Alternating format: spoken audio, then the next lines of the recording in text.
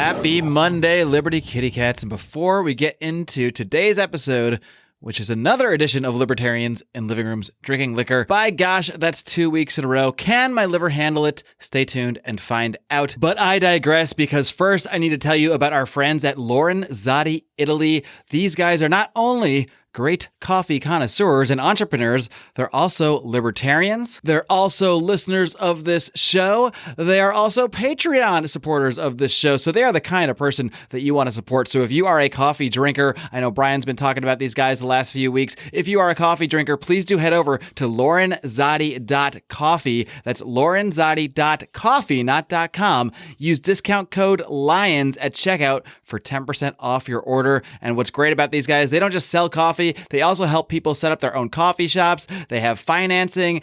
They can rent equipment. They do so much to not only provide coffee for people, but also to help set up other people as entrepreneurs in that same space. What an awesome concept. So please do head over to Lorenzotti, Lorenzotti, lorenzotti.coffee. And don't forget to use discount code LIONS for 10% off your order.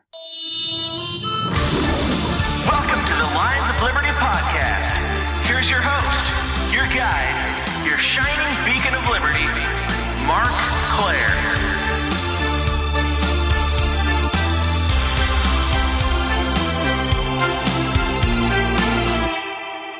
What are you guys drinking up there? Up there? Down there? Down south?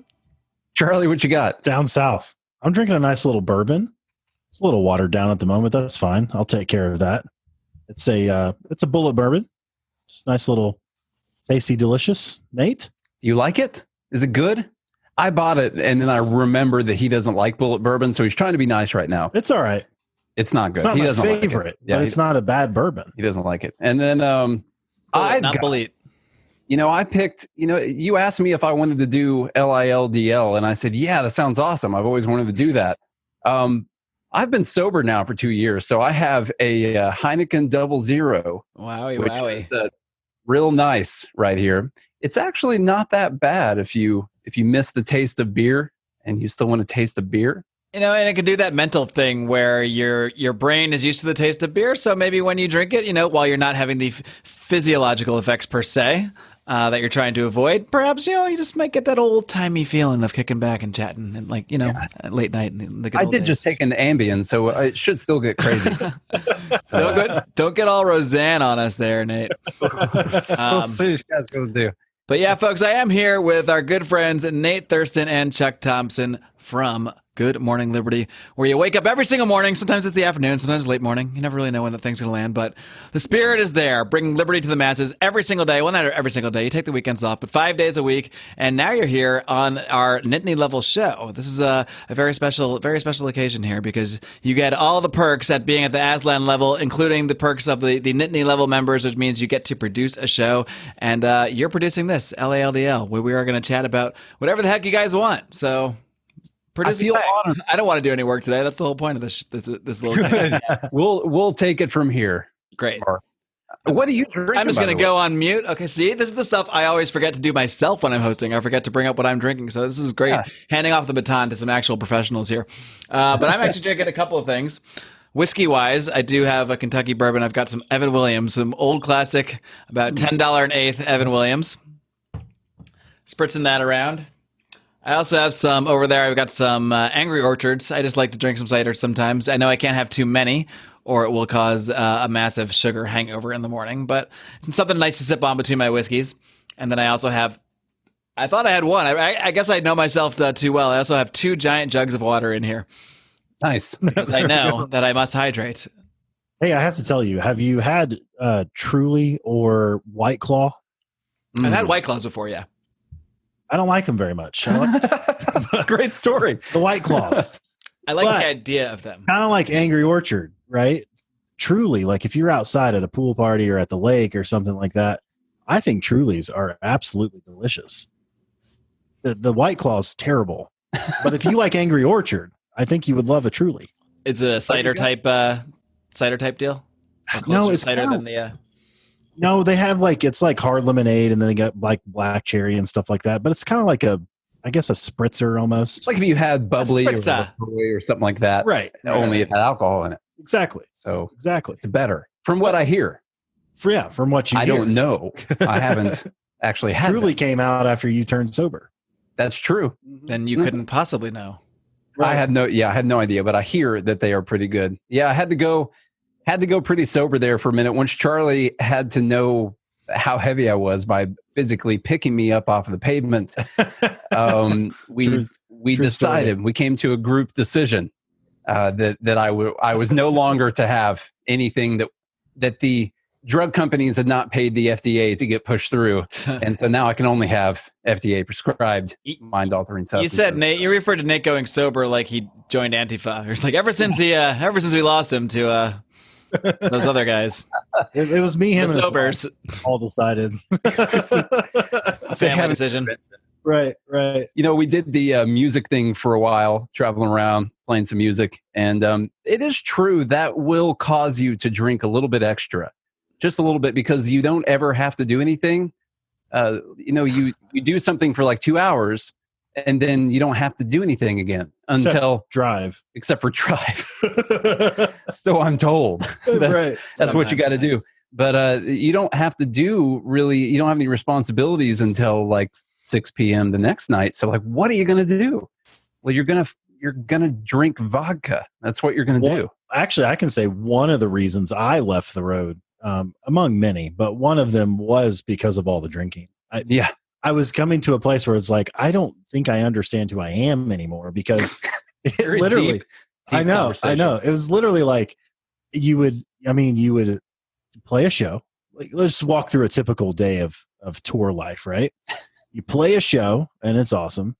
And then, before that you're drinking, and then you play a show. It's awesome. And then everybody's drinking and partying afterwards, and you're partying until at least 2:00 in the morning, if not 4 or 5 or 6. That sounds wonderful so far. Right. Then you pass out for a few hours while someone else is driving, hopefully.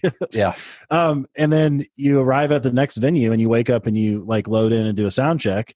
But you start drinking while you do that. Mm-hmm. Are there any showers in here, or is this just a straight every once in a while feedback loop? Yeah. Every once in a while. Most of the time you have the same pants, the same shirt, same thing on for a long time. And you just do that drinking thing every single day for months. And then you could easily end up being, and some people can handle that and some people can't.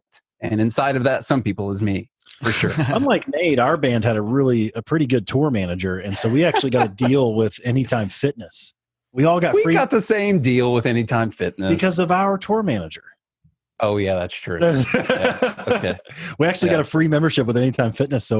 And they have like, what was it? Like 5,000 locations? Yeah, that's a lot across the United States. So we got to shower and work out for free while we were out there. So that's pretty cool. The free showers is the key there, I think. Yes. Oh yeah. The workout's nice, but you park in the Anytime parking lot and you go shower then, or you just shower in the morning before you leave or whatever. And it's really good. Some people work out, but that's not for me either, I found after a while. Just more booze. That's not the path. Neither booze nor exercise. There is another way. So I guess podcasting. Yes. Now we are on to our true love, which is fighting for liberty. I do want to let you guys take the reins. You do pay us money, so that is fair. But a couple things. First of all, again, I'm so bad at this when I hand off the reins, I forget some of the key things. Are you guys ready to roar? Yes. Is that what you're supposed to do? It's only 7 minutes late, but Okay. Yeah, I'm slipping in my old age. I'm almost 40 now. I don't always remember the roars right away. All right. So Charlie and I, we're in Nashville, Tennessee, and Nashville is the healthcare capital of the world. It's got 2 of the biggest hospital owning companies in all the world. Actually. It's in a lot more, but it's got the 2 really big ones, HCA and CHS, are both located out of here. So Charlie's been in the healthcare industry for a bit, and now I'm taking some part in that as well.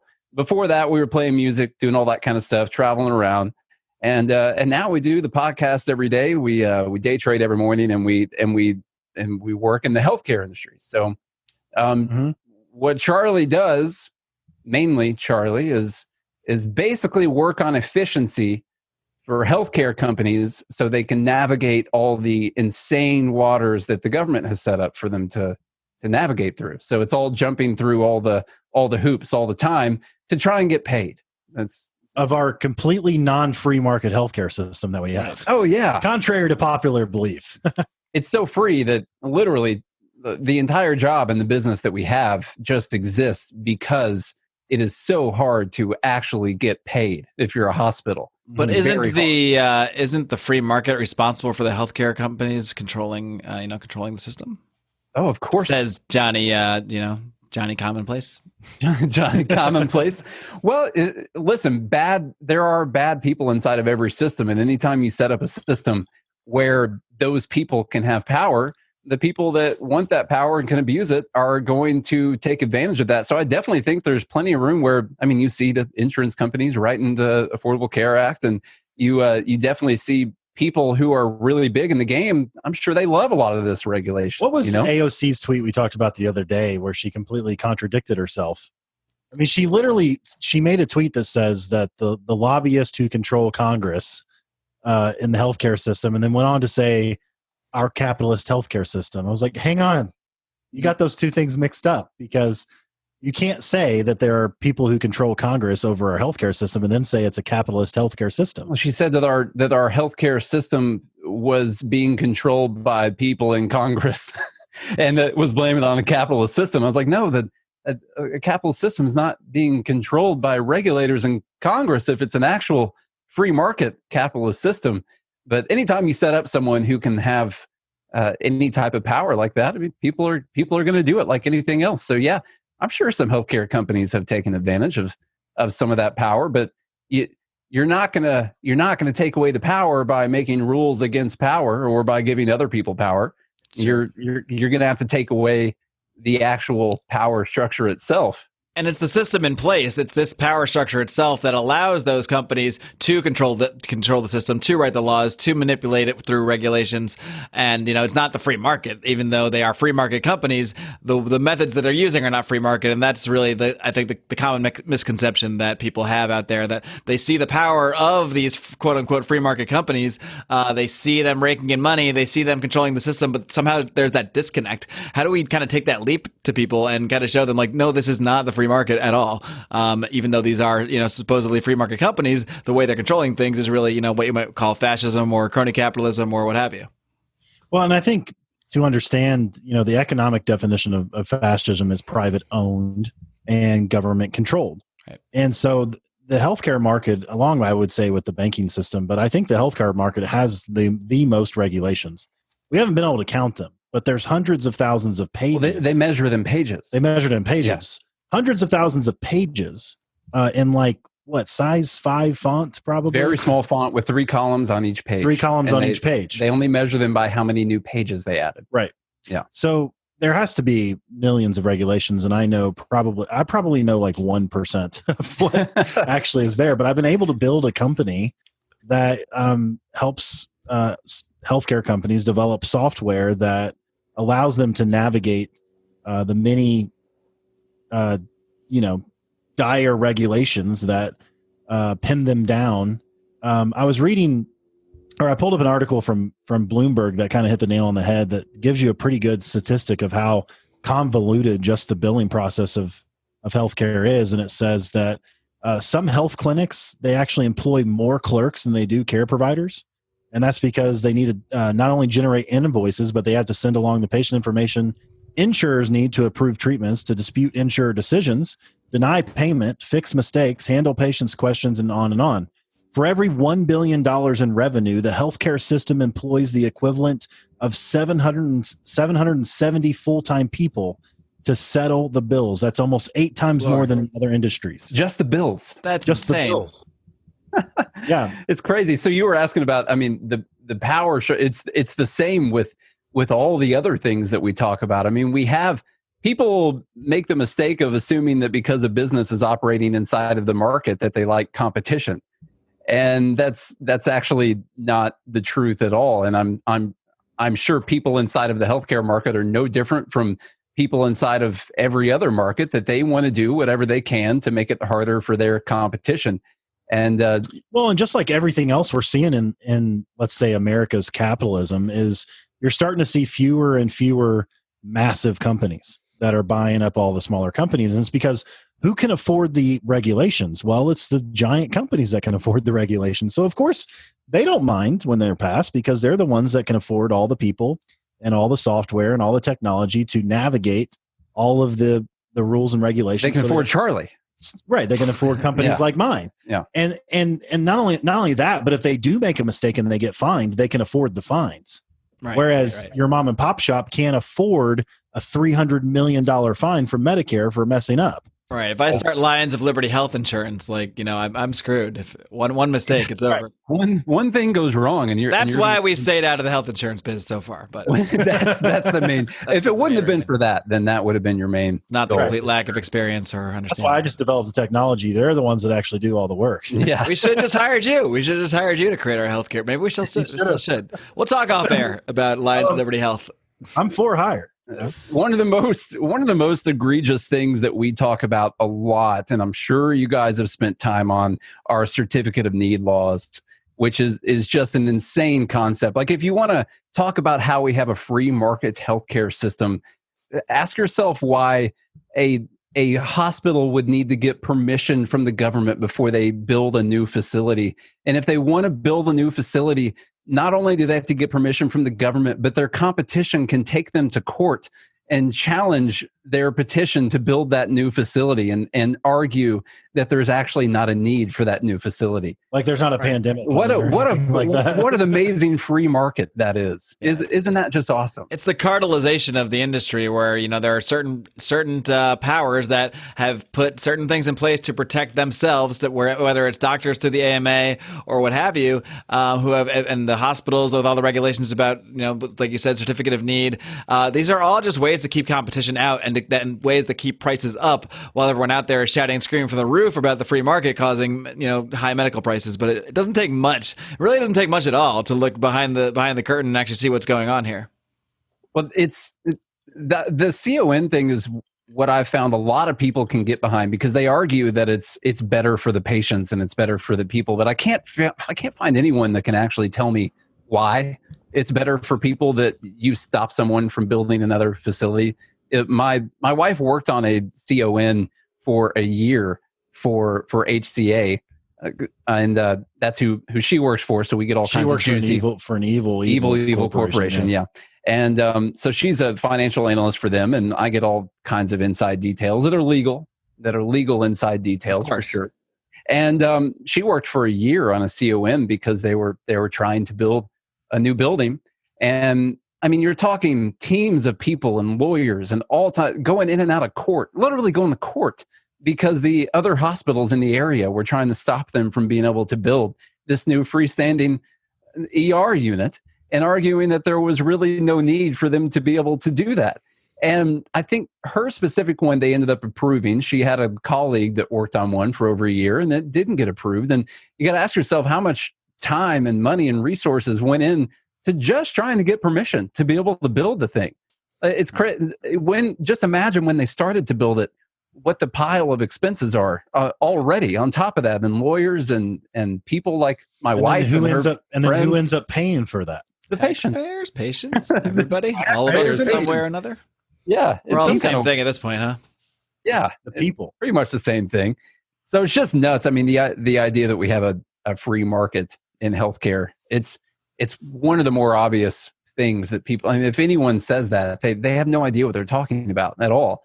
And maybe some bad actors had something to do with this transitioning. But I mean, you know the history of how long this has taken to destroy. It goes all the way back to the early 1900s when they started dismantling the whole healthcare system. And we're getting to a bad point with it right now. But the answer isn't take another step further into more government. You can see the chart of expenses just completely explode when Medicare came into play for what it was costing per capita for healthcare. And the idea that somehow we could get the government involved in healthcare and everything would get cheaper. I don't have any examples of the government taking over something and making it cheaper. Not even one. There's got to be something. I can't. Fake moon landings? That's way that was probably more expensive actually. than real moon landings. Yeah, that they did cut costs when it comes to that.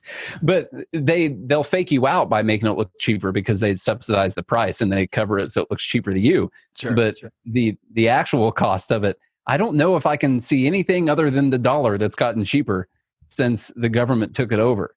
I don't really know. That's the only thing that's actually gone down in value since that time, I'm pretty sure. But there's I don't know, man. Where do you want to go with how screwed up everything is right now? Well, you want to talk more regulation? I want to say, obviously, I'll give you, one example, and of course everyone knows this, but I'll just give you an example. And of course, like we've obviously made massive technological advances, and those things cost money and things like that. But just to give you a simple rate of inflation, you can quickly find, if you do a Google search, how much it costs to have a baby, which is a normal thing that almost every woman goes to a hospital to have a baby. And in 1943, it was $29. Cost you $29 in 1943. And in today's money with inflation, that would be about $432. Now, of course, we've made massive improvements and everything like that. But to think that cost that having a baby, when my son was born, the hospital bill and paying the doctor and all of that was about $25,000.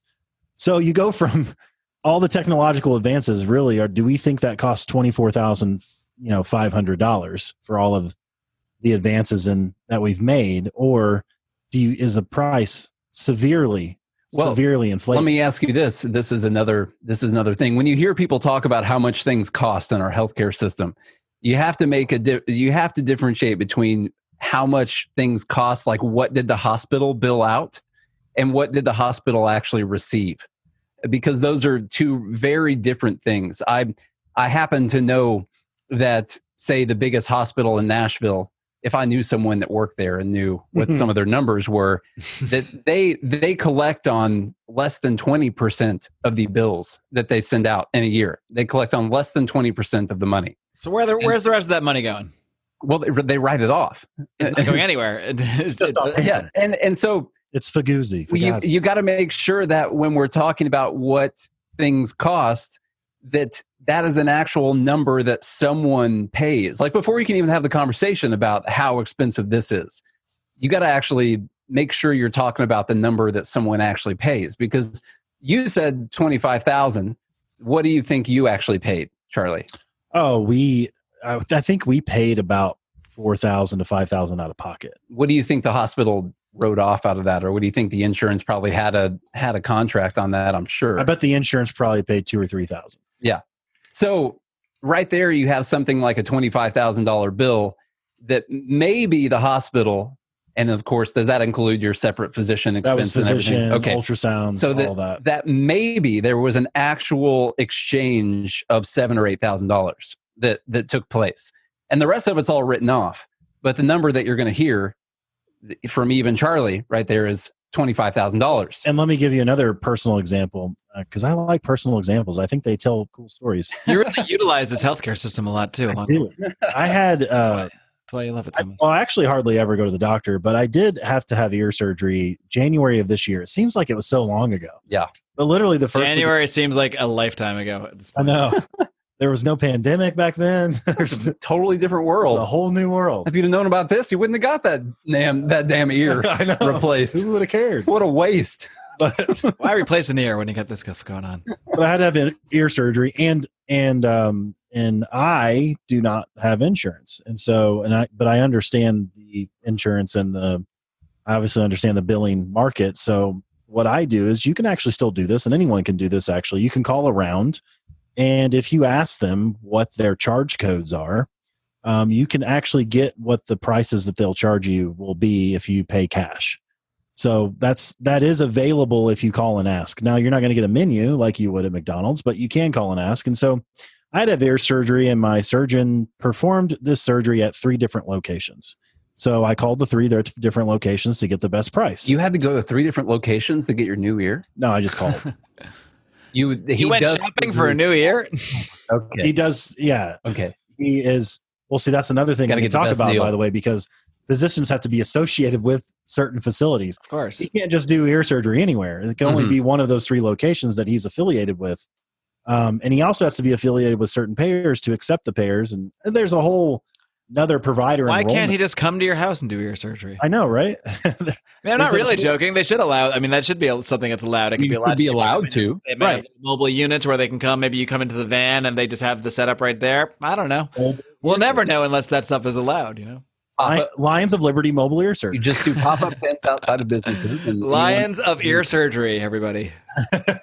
So, I mean, provider enrollment's a whole nother thing we can go down. We don't have time for, but we already anyway, don't have time. Wow, that really came out fast. Not for all the other stuff we're discussing, but until next time, live long and replace your ears here at Lions of Liberty Ear Surgery, mobile ear surgery.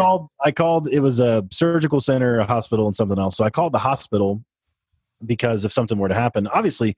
If something were to happen, you have to be able to go into emergency surgery somewhere or whatever. So I called the hospital and I asked them what their charge was, what their day rate room charge was for my surgery.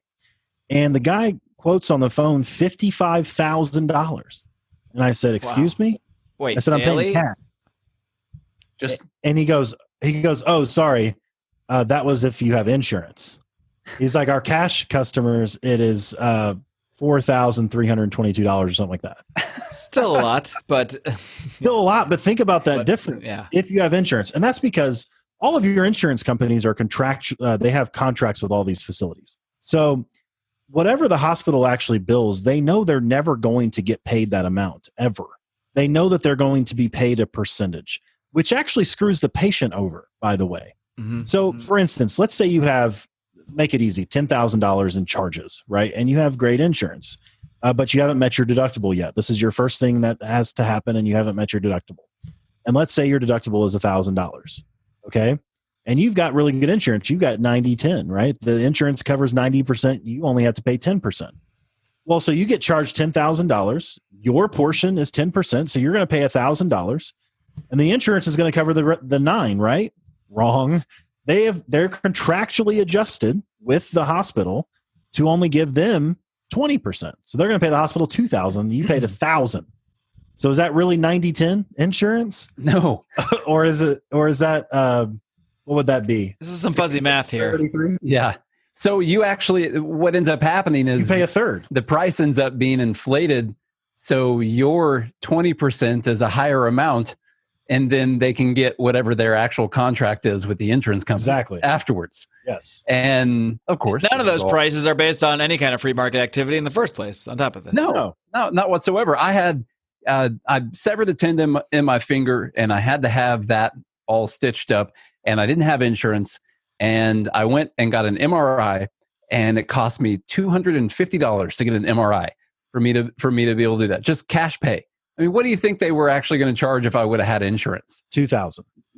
At least $2,000. Yeah. More than likely. You got a CT scan for $300, $350, something like that, with contrast. Crazy. With contrast. The IV dye. So none of this means that healthcare is not too expensive. It sounds like we're just saying, oh, the costs aren't really that high. They're not really that high. Yeah. They're all way too high. Need a single payer system. Even those real prices are high for a number of reasons, you know? Yeah. For all the numbers shenanigans. And it's just, could you imagine a couple scenarios like what you would pay for a hamburger? One, if there was insurance for it. I mean, the price would never stop going. Because here's the deal. You'll pay $8 at McDonald's, and they know that you'll part with $8 for your meal. So what they're going to do is they're going to charge $80 for the hamburger or for the meal. Right. You're paying $8, so it's no big deal. You'll still part with your $8. So they know that along the price, with your monthly premiums. Yeah, along with your premiums, because my McDonald's membership. Right. Yeah, which is a great deal nowadays. I've heard about. So you'll wait. Is there really a McDonald's membership? Because no, I don't. I got something to do if there is. No. I know. I weaned myself off that food a long time ago. I think Burger King made a membership now where you get free coffee with your membership like every day, which is brilliant because it's genius, because you're going to go there for your coffee and then you're going to think, well, I mean, may as well get the full bag of the full breakfast. Sandwich. May as well get 6 hash browns while I'm at it. I mean, I'm here. So anyway, we'll talk about food pricing later. Yeah, we'll do our fast food and ear surgery schemes off air. We can't reveal everything. The other thing is, imagine you're doing that same burger and they need to get a certain amount from it, and there's 10 people in line and the 9 people in front of you never pay them, and then they get to you and they know that they're actually going to be able to collect something. Well, now they're actually going to charge you like $800 so they can actually pay for everyone. And so you get into this system where obviously we're not in the free market, because you rarely get to leave an establishment without paying them for their services. And you normally get to shop around and there are normally going to be some upfront pricing and things like that. I'm sure healthcare would still be expensive. I mean, they're saving your life a lot of times, and your life, I mean, is your life worth as much as a new car? Could you say your life is not worth as much as what a new car would cost? It depends on what model of new car, but probably a little more. Yeah, probably a little bit more. Probably a little more. Not the new Tesla, but I mean, what would you ask for? Would you pay $70,000 for a new car, or to save your life? I saw this when I had to plug a hole in your heart. or to plug a hole in your heart. Like one of those things. If my third option is the Iron Man treatment, then I'm taking that one. Oh yeah, that would be way better. As long as you get the money and you're fine. Exactly. Well, the money has to come first, I think, is the problem. So we got to figure out. I think once I'm Iron Man, the money comes later. So as long as I can get enough of a loan for that original, that going to be like heart. Like a villainous Iron Man? Are you going to use your powers for bad and like rob banks? I'm going to believe that I'm good, but ultimately be doing bad, like any good villain. Just get a PPP loan. Yeah. Because you don't have to pay those back. There you go. Perfect. And then get your suit and everything. Iron Man loan. Fine. Yeah.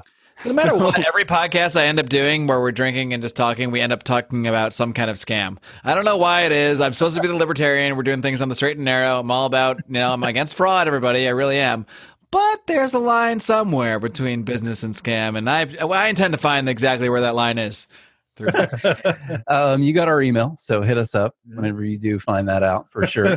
Yeah, vice versa. This is valuable information to have. Hey there, Liberty Kitties. Time to take a quick time out to tell you about one of our long-time supporters. His name is Tyler Colford, and he goes by the pseudonym Crypto Man. That's his rapping name. That's right. He is a rapper as well. He does some awesome stuff, and he recently produced a track called Free Ross. And the Ross in question is, of course, Ross Ulbricht, the creator of the Silk Road Marketplace, who was sentenced to 2 life sentences for creating that marketplace. Yes, it was a black market indeed of all sorts of things, including drugs, consensual transactions, which libertarians are completely in favor of. There were no victims and there were no crimes as far as we're concerned. So please do check out the track Free Ross, and 100% of the proceeds will go to the Free Ross Foundation, which is helping to free Ross and bring more awareness to his situation. Do check out the links. I will put them all over at lionsofliberty.com/free Ross for ease of use. You can also pre-order it on Google Play. Again, 100% of the proceeds of this track will be going to help free Ross. Still wonder why there's an overpopulation in the prison system, persecuting crimes when there is no victim. Parents doing time, separating children, perpetuating crime to a future generation. I do think we have an issue where we don't place an adequate value. I had to part with my appendix last year after a long run. We had to part ways, and we had to pay like $2,000, whatever our deductible and stuff was. And I remember saying, like, man, it's too bad I had to spend that $2,000 on that surgery, And then I thought for a minute, like, what's the rest of that sentence? Like, if only I could have got something more valuable, than not dying, than not dying. What could I have spent that money on that would have been more valuable than not dying? What would that be? So I do think that people really don't place an adequate value on saving a life. I think we're going to spend a couple $100,000 for a house or more than that, obviously, depending on if you're in California or not, or if you're going to spend 30 that's a down payment. That's not even a joke. I wish it was a joke. I wish I could just laugh it off. You can get a tent under a bridge. So silly. Hundreds of thousands of dollars of a down payment. Well, if you want to do the 20% way, which I would, I have my wariness about doing, the 3.5% loan where you have that much left on the back end personally. Yeah. But the government's there for me if I decide to. So thank God. Just needlessly inflating the prices for all of it. They're there to get me just enough underwater that I can barely breathe, and then I have to beg them for air. And then they give you a hand. Yeah. Exactly. And then they'll take Come on them- out, old friend. We'll help you. So, yeah. The dealing with collecting on the money, which is what Charlie deals most with, is insane. And people think that it's just, insurance companies, they find ways to deny everything. They just deny all of it. But what people don't realize is that Medicare sets the standard for what can and can't be denied. And insurance companies are just working off of the Medicare sheet for what they can deny. And that's what they work off of. Well, because it's legal precedent anyway for them to be able to do this. And not only that, but the government has standardized all of this, by the way. So the reason why medical billing is so complicated, why it's so expensive, is because they have, in a way, what they try to do is make it more efficient by standardizing it. And what they did is bastardize it, in essence, and give the insurance companies, the private insurance companies, a leg to stand on when it comes to denying things and the way things have to be coded and things like that, so that you can actually collect on your money. And that's because obviously when the government has a hand in paying for medical bills, then they're going to want to control how much they actually spend on it, because it's coming out of the government coffers. And so what they've done is, and we don't have to dig too much into the weeds and things like this, but you guys can go to Washington Publishing if you want to look up Washington Publishing. There's all kinds of what we call CARCs and RARC codes. We can start there. And essentially what it is a big long list of why we're not going to pay your claim. And they'll send you, it comes in what's called an 835 file. It's a standard file. And so, which in a way is helpful, I will say, because you can process things electronically versus when they used to do things on paper. So they have created some efficiency, I would say, in the technology space on that side of things. But in standardizing all these codes, they gave the insurance companies a handout, essentially saying, hey, here's all the ways that we're going to deny claims. And then the insurance companies took the look at the list and they're like, oh, we can do the same thing. And so they deny claims for the same reasons. And some of them are just absolutely, absurd. For instance, if you receive a CARC code 96, it just says non-covered charges. And they're just like, well, we're not going to cover these charges, or what you have charged exceeded what our allowable amount is. We just don't allow you to charge that much. So denied. And I can't think of any other industry out there. I don't know if you can, Mark. Any other industry out there where they can just decide that you performed a service and that you can't charge that for that. Or there's another great one called untimely filing. And in Medicare and Medicaid, it's 60 days. So if a patient comes to your facility and then they get discharged, and from that discharge date, if you do not submit a claim to Medicare or Medicaid within 60 days, then they deny you for untimely filing and they decide that they're just not going to pay you.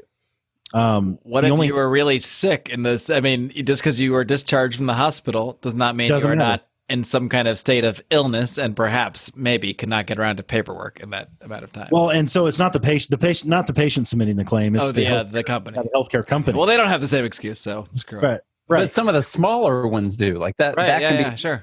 That again plays to the whole idea that the huge giant corporations can survive these things. So yes, there is a reason that the giant corporations end up controlling things. But the more that they kind of control the regulations, the more they continue to set up this situation for themselves where there are more obstacles in the way, but they can conquer those obstacles without a problem. It's the little guys that can't even really exist. I mean, who could think of starting a mom and pop health insurance company right now? You could not do that. You just simply could not do that from scratch. We can sit around after we get off the air here and drink some more whiskey and start our own health insurance company. We could start our own ear surgery company, I think, with the right planning, or our own McDonald's membership company. But health insurance company, there's too many hurdles there. Yeah, or healthcare provider. I mean, right. To start those little clinics. Well, you'd have to get permission to even build the facility in the first place. That's why our ear surgery needs to be more like a religion, I think, than a healthcare provider, because that's going to be. We've been looking into whether or not liberty is a religion lately, because I do feel like that we should be tax exempt right now. Yeah. And I think there's a pretty strong Supreme Court case in the works. Well, before I had corporate healthcare, I was a member of Liberty Health Share. And, it's you got to sign a document basically just saying that you believe in liberty. And as far as I was concerned, I was signing on to liberty as my religion for the purposes of that document. So nice. It's now true. I haven't heard of that. Uh-oh, lost you there for a minute. Oh, you kind of cutting out a little bit. Uh-oh. Oh, well, I haven't said anything, so I think we're okay. Okay, good. So you missed nothing, folks. You missed nothing. You were telling me about one earlier where they said that the diagnosis is not consistent with the patient's age. Oh, yeah. Something like that. Yeah. So if you start up here at the beginning, it says, let's see, the procedure code is inconsistent with the patient's age, or the diagnosis is inconsistent with the patient's gender. So apparently if you're a certain gender, you can only have a certain diagnosis. I mean, I could see if you have pregnant and male, how that could be a problem. But for the most part, you think any gender could have. 2020, Mark. Come on now. It's true. There you go. I didn't realize that you were so bigoted. Neither did I till today. But a lot of revelations today. The problem is all this, like some of these sound like, okay, well, that makes sense. Well, you wouldn't want to cover a pregnancy for a man or something like that. But all this stuff just opens the door for all kinds of inefficiency and basically them just hitting the deny button to start with, and then healthcare companies having to pay people like our company to come and figure out how they're ever going to get paid, which then becomes a massive expense. I think we said before, we would gladly go out of business if it meant that we entered into a free market healthcare system. Right. Mm-hmm.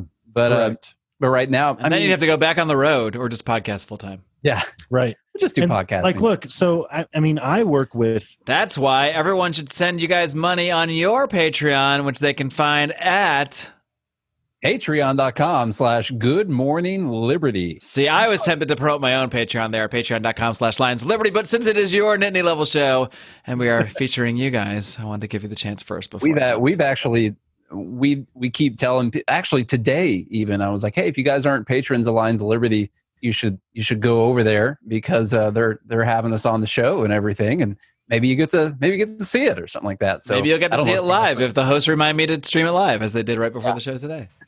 So probably, you pay me to remind me to stream your show live. So if you saw that massive spike in your numbers, that's what it was from. Exactly. I felt the rumble here. It was not an earthquake in California. Right. It was the rating spike, my friends, the GML rating spike. Do you have any more ridiculous carks and rarks?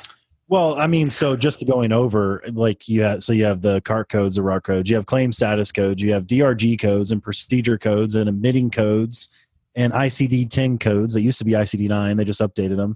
So who understands any of this? No one, right? It's like it takes an entire team of people to sift through all of this billing stuff. And then they, like I said, they hire companies like mine, and they purchase software, and they're finding all these ways to create efficiencies so that they can save money on trying to actually collect the cash that they're trying to collect to keep their business operating. And so, I mean, I work with very large organizations that have entire buildings full of people just working on claims. I mean, it's insane. It's absolutely insane. And like the article I pointed out, I mean, for every $1 billion collected, they have 700 people. It's 8 times more than any other industry. And you have, entire organizations. Even I did work for HCA as well. So it's like they have, and in fact, they have an entire building just dedicated to collecting Medicare by itself.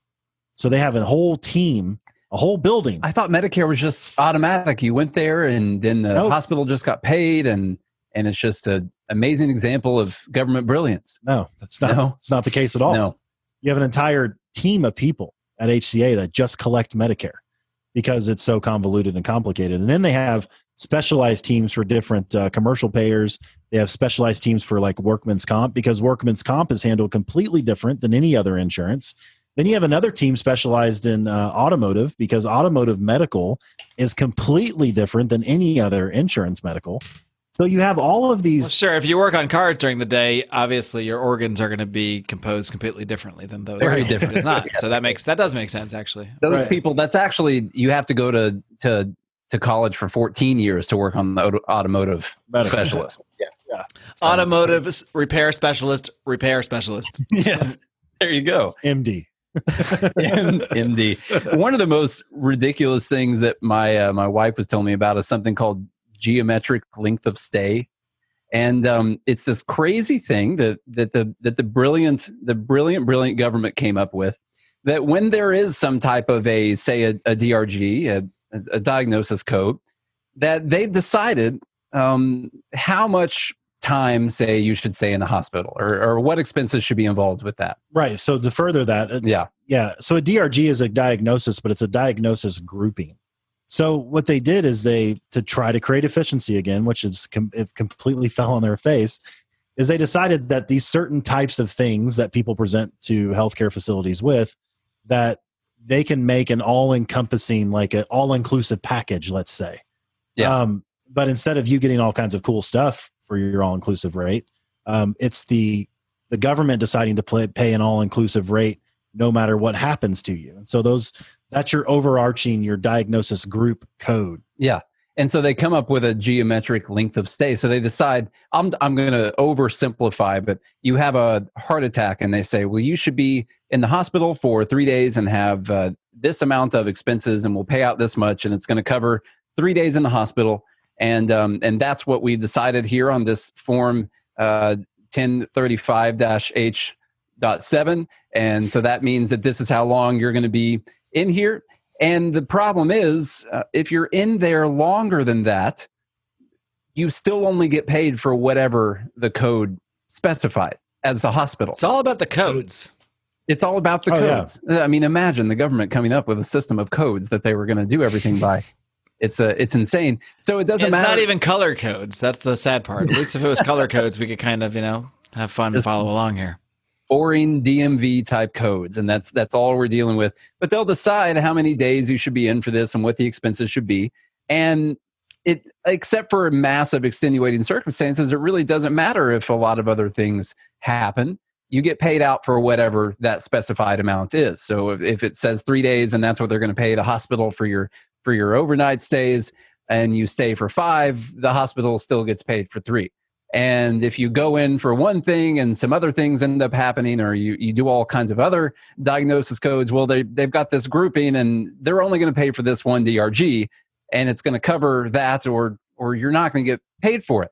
Now, and what does that make the hospitals do? They make sure that one thing covers the entire range of possibilities. Right. They make it more expensive in case other shit happens. Yeah. So essentially, because they know that you can come in and they're going to get paid for this one DRG and this one code or this one geometric length of stay. Well, what we need to do is we need to inflate the price to cover just in case something bad happens. And so now, where you may be used to, we're going to pay for 3, but sometimes it takes 6. Well, now we're actually going to make the base cost what 6 used to cost. And so now that's how we're actually going to be charging people. And this is what it costs to perform this procedure. I feel like I'm playing Simon, trying to keep up with, with all the colors and sounds that are coming at me here. I know we're getting a little deep in the details, but I think it's important to try to understand why. Well, it's good evidence of how effed the system is. I don't know why I'm censoring myself. How fucked the system is. Wait, it's absolutely a cursing show. I'm not sure where I lost track here, but maybe I thought I was guessing on your show for a minute.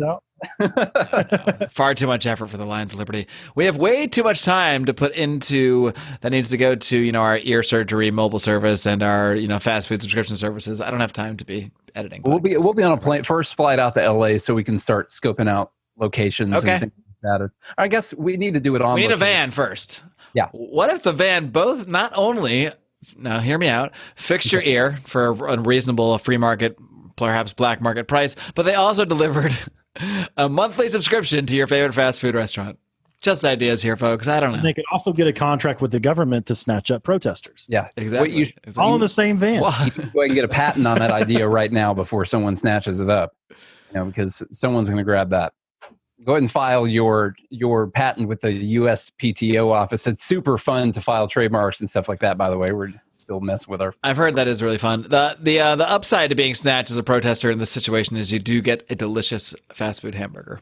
And you're in your face while you're being indefinitely detained. Yeah, there you go. But it's only win-win. I wanted to top off what Nate said because this might be the most absurd thing that makes healthcare so ridiculously expensive. So imagine, you only get paid for that one thing, by the way. And so when you're admitted to the hospital, you're admitted with these codes. We've already talked about that. So when you get discharged to go home, if you come back to the hospital within 30 days, regardless of whether or not the patient was compliant with their discharge instructions, the insurance companies and Medicare automatically won't cover the service if they're admitted with the same diagnosis. They assume the double jeopardy rule for the payout. Exactly. Right. They assume that it's the hospital's fault that they didn't give them the care properly the first time, so they're not going to pay the second time, even if the hospital can prove that the patient was non-compliant. It doesn't matter. So now they have to charge you twice for the same the first time you come in, to make sure that if you come in a second time that they have both of those covered. Yeah. This is what makes it exorbitantly so expensive. It's unbelievable. And then there's no accountability. There's no competition among all the, the many other things that are easy to argue. It's all of these little tiny details that the public is not privy to. No one's privy to. Nobody understands. Hell, I don't even understand half of what I'm saying with all these codes and stuff. It's amazing that no matter how many guests over the years I've had on that, whether they're doctors or people that are, have worked in the insurance, in the insurance industry, no matter how many guests I come on that are knowledgeable about the health insurance industry, every single time I have someone else on to talk about it, I learn more and more about how fucked the system is every single time, because you could probably write multiple books and not get to the end of all the problems of how convoluted that they have made this. By running everything through government in some way, shape, or form. I mean, pretty much everything in the medical industry is in some way regulated through government, whether it's a doctor, whether it's the insurance, whether it's the procedures themselves, whether it's the medical equipment, absolutely everything. And we see that reflected in the costs. Right. And like I said, I would be considered an expert in my field, and I probably know 1%. And that might be stretching it. And I'm not joking. That's like me with libertarianism. I know about 1% about libertarianism, but that does make me an expert. So that's okay. Right. Yeah. So it is pretty crazy. And then, I mean, listen, all the costs are way too high. We need some kind of competition. We need some kind of free market in the system, but how the hell do you actually end up winding all this stuff back down? That's been something that I honestly, I don't have a clear answer for how you start winding this down. Well, honestly, I don't think we're going to. Does it need to? Do we need a collapsitarianism of the healthcare industry? Is that basically where we're at? I think that's the other way to see the change. I think that's where we're headed right now. I don't know if that's. I mean, I wish we could say get rid of the CON laws. I wish we could. Well, you can say it all you want, but yeah. Well, let me give you something that is actually encouraging that we've covered. Is that Walmart, by the way, is starting Walmart Health, and they are offering, as evil as everyone wants to think Walmart is, they're offering X-rays for $50. They're offering less than that, actually. I'm pretty sure it's less than that. Yeah. That's just horrible. That's just horrible. MRIs for it's a self-checkout X-ray though, so you gotta and you do have to analyze it yourself. Right. They do provide you a green and a red marker to highlight the areas you think are doing well, and so it's this benefits. Doesn't look normal. Maybe is that a lot? That's I'm going to mark that red. No, but that is a good. That is a bright spot in the industry. I thought that was pretty. And the more that people have problems paying for healthcare, at least to the extent that regulations and that sort of thing don't restrict companies from entering that marketplace, you will see more companies like Walmart that try to at least serve that niche, because that's why these companies exist. Because there's people that need cheaper food. There's people that need quick, just a place to go and buy everything at a much lower cost. That's why Walmart exists in the first place, and they need the same thing for their healthcare. It's only the question of, will the government step in and say, wait, Walmart's providing these for $50? That's not going to work. It's when we see those free market changes challenged by the powers that be that currently have the system that benefits them, that we're going to continue to see that friction. But hopefully they serve as examples. Yeah. Luckily, though, Walmart is a big enough corporation they could fight back. That's actually true. What gives a little bit of hope. Yeah. Is that a company like Walmart with the means they can lobby right back and use use the evil for good, I guess. They can write legislation saying that Target can't create Target. Exactly. That's the problem. Even if they do good on one front, they're going to end up banning their competition somehow. Right. Yeah. Right. But it's not a coincidence. They'll say lions, but podcasts cannot get into this niche. That's all we know. You cannot give X-rays if you've ever podcasted. No. Suddenly they've shut us all out. it's pretty crazy when you look at all the pricing and everything. And what's nuts is, hospitals are having a tough time financially right now during a healthcare pandemic, which is pretty insane. Isn't the number one thing in the news just a healthcare problem, and that so many people are sick? And somehow there's hospitals that are shutting down. HCA has stopped hiring people. They've let a lot of their contractors go. They're not allowed to actually do the things that make money right now. And what people don't realize is that they don't make money off of those massive things. I was asking my wife, what do you guys make off of a cancer patient that's getting chemo? And she was like, we lose about $80,000. Wow. And I was like, even though it's like 200, 300, 400, she's like, yeah, we lose money on every single cancer patient that comes into the hospital. And I was like, what do you make money on? She was like, hip replacements, knee replacements, all that kind of stuff. Elective surgery? Ear surgery. Ear surgery is number one on our list, actually. I can't believe I forgot that. We're all about the callbacks here. They had a new, and she's actually working for Sarah Cannon right now, and I won't name the medications or anything, but anyway, they came up with a new medication that was very promising for patients. Very expensive, obviously, for them to try and administer the medication and all of that. And it was actually going to cost them about $26,000 per patient for them to be able to do this. And they finally got the info back, and Medicare said that they would pay $12,000 for it. And so guess what they did? They don't do the procedure or the treatment for anyone. That's it. It's too much of a losing. They can't lose the money for every single thing that happens like that. And that's the free market right there. Yeah. That's just the epitome of a free market. Now we see, I think a lot of libertarians probably know this. You see free market healthcare in, like plastic surgery or, LASIK eye surgery, where competition has actually driven the cost down for the most part. I mean, look at the cost in healthcare in some other countries where they have a much less regulated market, whether it's, Mexico, Thailand, or what have you. I mean, you see much lower prices all over the world. You see much higher prices all over the world too, in parts of Europe where they have, a much more socialized system. Right. You wouldn't even have to go to Mexico to get that new ear like you just did. You could have just done it here. A lot cheaper. It's that obvious that I've been deflecting this ear thing onto Chuck the whole time, but it's really been me. It's been me all along with the new ear. Straight from Mexico. I mean, how much, obviously we're dudes, so we don't know about this, but I'm pretty sure you can get a new pair of tits for like $2,000 now. But, it can't be much. It's not at all. Or I guess a more proper term. Give me ideas. Are they good quality? I think so. Are they built for speed or for comfort? Hopefully both. I bet you can still motorboat them. And now we're at the motorboating segment of the yeah. One thing I did want to get into you guys a bit about is the lockdowns and the continued effects that we're seeing from that, not both the economic effects and sort of the health effects that people have had. Now, I don't know. I just came back here. I'm a little depressed, to be honest, because I'm back in the U.S. I lived, in Mexico for almost about 3.5 months or so, and I didn't feel locked down at all there because we had a big house and we had a pool, and I had to make the hard decision to come back to work at least temporarily while I kind of figure my life out here. But I've been in LA for 3 days and I feel locked down again. Suddenly, some of my friends, my fellow podcasters, are cool to chill and hang out at their houses or whatever. But for the most part, it just doesn't feel like the place I used to live, where I could just go out freely and meet people, or pop into the bar by myself and hang out with people. I can't do any of this stuff I used to do socially.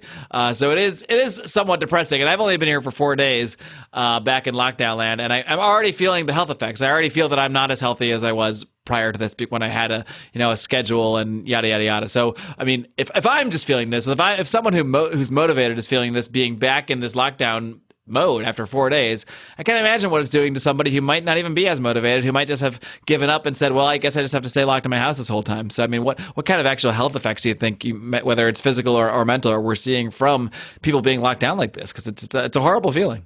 And I know it's different state to state. I know it might not be the same for you guys out there as it is out here. I think I saw a statistic from, I believe was it the American Cancer Society or one of them, saying that due to people not getting their screenings very often, they're not going to treatments, that we were going to see an excess of about 30,000 excess deaths from cancer just alone because people were not going and getting checkups and were not catching things as early as what they would have, or they're skipping treatments and they're doing things like that. So you could start with one just like that right there. And then you go down the list of all the other things that people are not actually going to the doctor for. You know, I saw that United Health posted their most profitable quarter ever now that this pandemic started. And of course it was because they're an evil, terrible health insurance company. If you dug into the details, it was because so many people are not going to the doctor that this is one of their first times that they've been able to just straight up pocket a large percentage of the premiums. And so that's why it was so profitable. Not because they didn't pay out as many claims. Not because they're making so much money off of every single person going to the doctor, but because people are not going to the doctor. And they normally pay out 83 cents for every dollar that comes in. And in the last quarter, they paid out 70 cents for every dollar that came in. And that equaled their largest, most profitable quarter that they'd had. And so I think we're going to see just so many effects that we're not even going to know about for years to come. And I don't even know if we'll ever know the actual truth about it, because it's kind of an unseen thing. Like, how do you prove that someone died that wouldn't have died? You know, you can't really prove that all that well.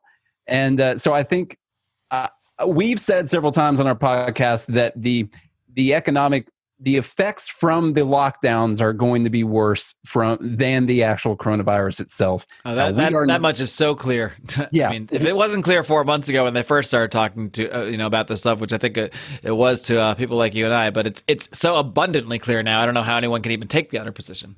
You had the old study from it was from the 70s, but what did it say that for every million people that are unemployed, there's 40,000 excess deaths. Right. Something like suicide and deleterious health effects. And I mean, it just goes on and on. Right. All kinds of things that. I mean, I'm drinking more since I've been back in LA. I'm sitting here talking to you guys, drinking some Evan Williams, and I had barely touched the stuff for 3 months.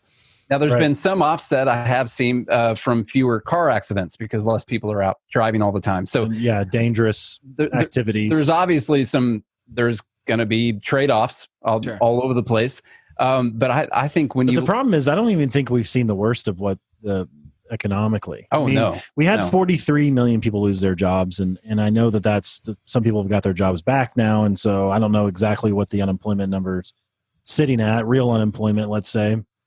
But I don't even think we've seen, the real economic downturn when you look at what's going to be they're talking about passing another stimulus. So it's probably going to be more like an $8 to $10 trillion deficit. And so when you see that, and then you see, I believe Goldman Sachs is projecting a negative 49% GDP for a 49% decrease. Yeah. Well, negative 49%. Yeah. So it's going to be, the debt to GDP ratio is going to be so astronomically high, which the last time we had 2 quarters in a row with negative GDP, we saw the Great Depression. So who knows what's going to happen? Those numbers are going to be reported at the end of this month. And the thing is, so we could see another stock market crash. We could see millions more people lose their jobs. And so when you look at it all encompassing with all of that, and then of course, economic downturn leads to more suicides, leads to more murders and homicides and violence and all of that kind of stuff. It's just going to be chaos, I think. And I'm not trying to be doom and gloom at all. I'm not really a fearmonger type of person. I'm scared. You're making me want to buy my ticket right back out of here. So right. I already wanted to do that. So I just truly think, no one saw this coming in 2008. Well, the writing's on the wall clearly for this next one. I mean, it's right there. The thing is that people on the left have been talking about how poverty caused excess death for forever. Like that. I mean, Bernie Sanders would talk about how 40,000 people die every single year because they can't get health care. And what do you think it's going to be when we're in the middle of a massive depression? Like you can't make the numbers work on this. Well, that'll be easy to blame the corporations because people's health insurance is tied to their job. It's because of greed. Right. Yeah. And because healthcare is tied to your job, health insurance. I mean, that's no way that's FDR's fault or anything like that. I mean, that we can still blame him. So there we go. That'll probably be the evil corporations, but it's going to get a whole lot worse. There's no way that we can just keep printing money and not expect to go into some type of a massive recession, depression, and have so many more people in more terrible circumstances than we're even in right now. And we know that has negative health effects. We were talking about debt the other day, and someone, made a comment to me and was like, well, who are we in debt to? Because a lot of people out there I think a lot of Americans think that, that printing money doesn't really matter. And you've had economists come out and say, well, Paul being Krugman thinks so. Not that big a deal. Yeah. Krugman definitely thinks that. Not that big a deal, whatever. And I told the person, I was like, what you don't realize is like you're borrowing from your children and your grandchildren. And if it doesn't matter, why are we even placing any limit on it at all? I mean, Right. It's the reductio ad absurdum that Rothbard would always go back to. I mean, if it doesn't matter, then logically speaking, there's no reason whatsoever not to just make $100 trillion and continue to make more and more, because we're just going to get wealthier. So why? And if it doesn't matter, then why even worry about it? But if it does matter, then they have to admit that it does matter, and then we have to look at all those reasons for the actual numbers that they're doing. But yeah. Well, at this point, I mean, we were talking about this on the show the other day. Why do we even have taxes anymore? The taxes are going to be such a small portion of what the government is spending. Right. Why even pretend?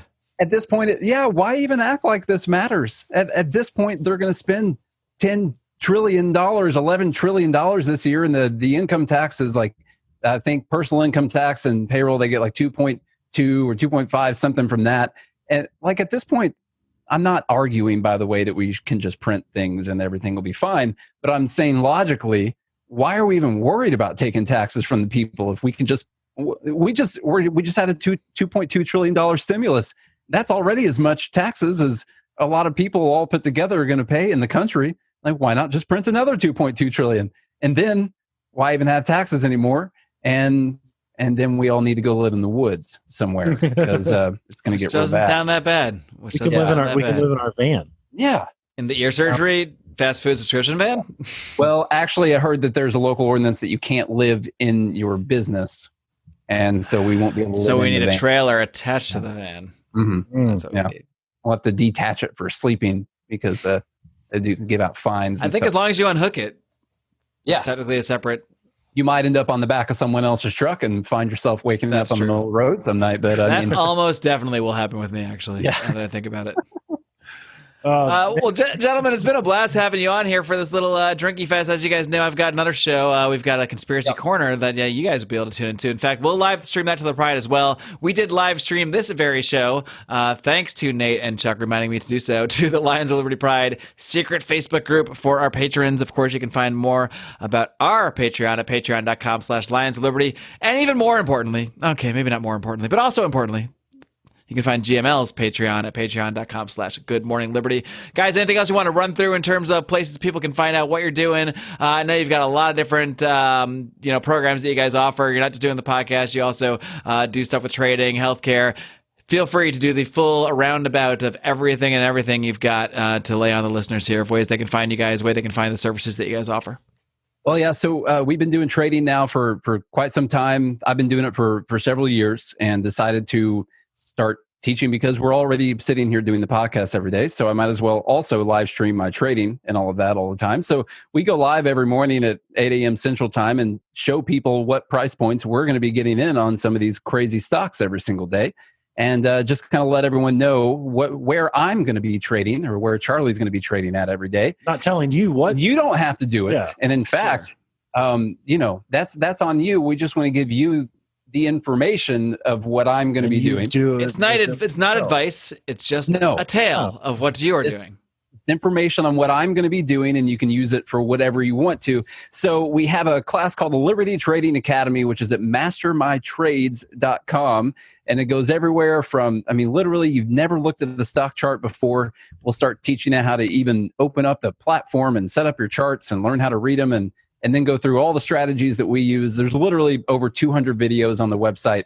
We're putting up new videos all the time. So or if you're an Elon Musk fan, you can go to mastermystonks.com. Yeah, mastermystonks.com too. We did. Charlie got that URL the other day.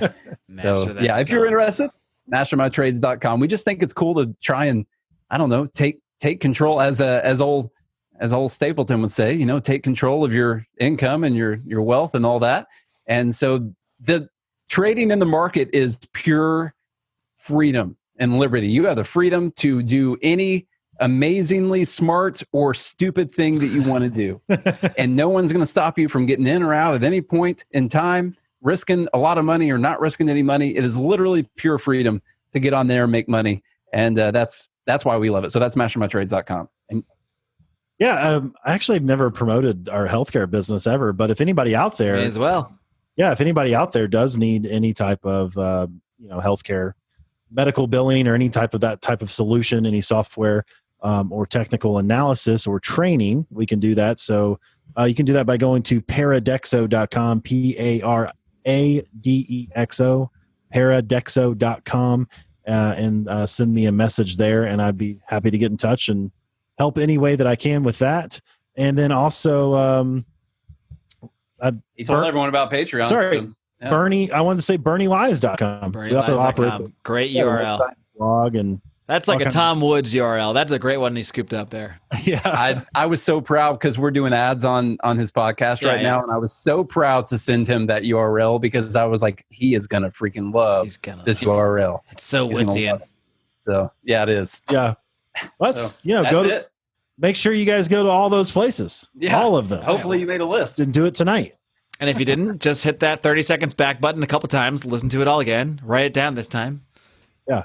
And send us all money. That's what we're really getting to here, ultimately. And I expect everyone to be a healthcare expert after this. Because if you send us money and utilize our businesses, we can be more free and we can help you and the world be more free. And that's what this is all about. Sending us money. No, I mean freedom. Gentlemen, thank you so much for coming on. It's really been a blast having you guys, not just here on the show, but, I've been on your show. You had Brian and Odie on because they just don't like to share the spotlight with me. Let's be honest. They get a little, right. I think we were going to Mexico at that time. Yeah, that was probably right before I was leaving. Yeah. So, but it's been a blast getting to know you guys, obviously, and having you guys in the Pride and the Patreon over at patreon.com/Lions of Liberty. And it's been great getting to know you guys a little bit more here today. We will continue this relationship. This will not be the last podcast we do together. But until next time, my friends, keep up the great work. Keep on roaring. All right, kitty cats, I hope you enjoyed my conversation with our good friends, Nate and Charlie of Good Morning Liberty. Please do check out their program. Please do check out BernieLies.com. What a great URL. Again, myself and Tom Woods are all proud of that URL. But yeah, Nate and Charlie are great guys. And as I mentioned, they are not just fans of the show. They are not just fellow podcasters. They are patrons of this program as well. And they are actually above the Nittany level, above $50 a month. But anybody at $50 a month will get in line. And as long as you've been on the Patreon for 3 months or more at that level, you will eventually get to produce a show of your own. They chose to come on and have some drinks and talk healthcare with me, and we had a blast doing that. Something else I want to mention before I go, because I do have to self-promote at some point here. I actually have another podcast launching soon. This is a podcast that is not libertarian. It is not political at all, although I am who I am, so things will probably come out in some way, shape, or form on their own. You know me, guys. I go on rants. Things get crazy. Things get weird. I like to talk about liberty, but this is not a liberty podcast.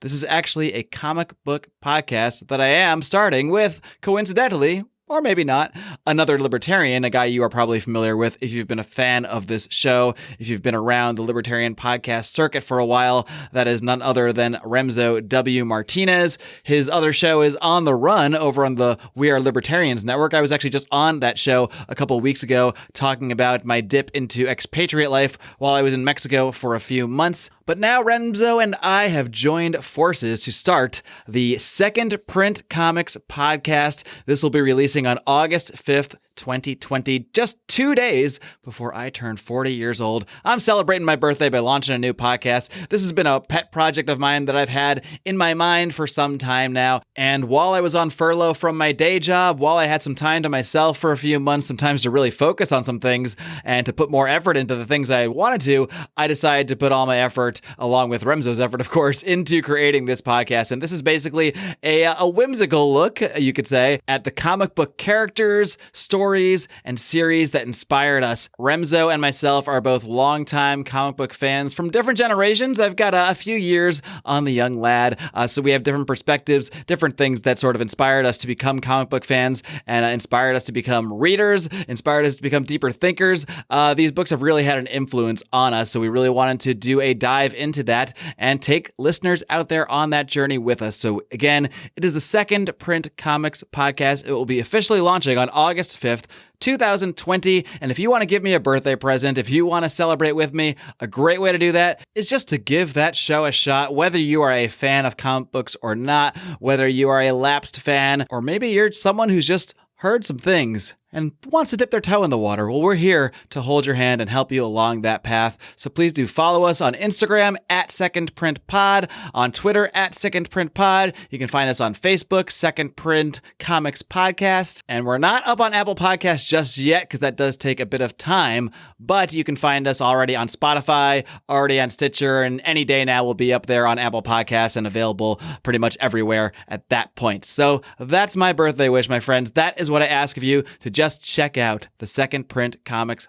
Podcast. And of course, while I'm plugging away, don't forget to check out Brian and Odie's new, also non-political podcast, Bravo and Beer, where they drink beer and watch Bravo shows that I've never seen and I never plan to see, to be honest with you, but I love listening to these guys talk. If you're in our Patreon, if you've heard Degenerate Gamblers and like the style of that show, where it's really just kicking back, telling a lot of old stories from our college days and our young adulthood days and our current adulthood days, they really have an awesome time. So if you're fans of libertarians in living rooms drinking liquor and our more laid-back formats where we really just kick back and talk about anything and everything, then you're really going to enjoy Bravo and Beer as well, especially if you are someone who perhaps has a significant other or is a significant other and watches some of that reality programming that I do not watch myself, but the show is very enjoyable in and of itself. So again, check out all of our new projects, Second Print Comics Podcast, and Brian and Odie and Rico over at Bravo and Beer. And of course, speaking of Brian and Odie, what else do those guys do? Well, if you're new to this show, don't forget, those guys are my other co-hosts. Not my alternate co-hosts, as Gene Epstein once referred to Brian as, but as my other hosts here on Lions of Liberty. I, of course, am here every single week on the flagship show, interviewing leaders in the libertarian movement, and sometimes just kicking back and having some drinks and talking liberty, like I did today, where Brian shows up every Wednesday with his weekly shot of comedy, culture, and liberty on Electric Liberty Land, while Odie wraps things up every single Friday with his hard-hitting and inspiring look at the broken criminal justice system on Felony Friday. Until next time, my friends, Live long and live free.